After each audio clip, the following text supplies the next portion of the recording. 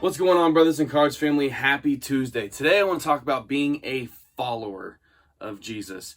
Now, for me in my life, it feels like since I was like 7 years old, I've always been put in like leadership positions, right? Like I played quarterback my whole life. I played sports, went to college, played quarterback there, became a teacher. I was a youth pastor. I'm a husband. I'm a father. I'm a business owner. My whole life I've been put in these leadership situations. So sometimes like being a follower doesn't necessarily like come that natural to me. I'm like, okay, let's go, let's move forward, let's push forward. And I mean, that's a good thing sometimes. But sometimes being able to, refocus myself on following Jesus is just kind of honestly a refreshing piece to my faith walk that sometimes I really need that reminder.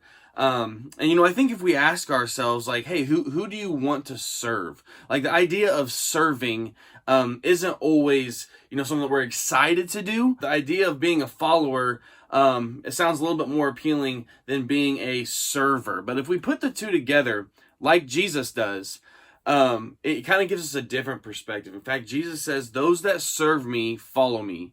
And where I go, so will my servant be. And when I kind of think of, if I was in Jesus's time, right? If I was back there listening to his teachings and I wanted to follow him, I feel like I would hear him say things and see him do things where I'm like, yeah, I want to keep learning more about this. And I want to continue to follow him. In another lesson where he's talking about teaching, he says, if you want to follow me, you must first deny yourself. And when I think of, both being a leader and a follower of good things, that element of denying yourself has to be there. You can't play basketball and be me all the time. You're not going to lead well. You can't play basketball and be me all the time and follow your teammates well. So the idea of denying yourself, I think, is a lost thought on today's society.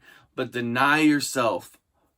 Pick up your cross daily and follow Jesus as he directs us to. If we want to follow Jesus, we must deny ourselves. And when we follow Jesus, we are in his presence and amazing things can happen.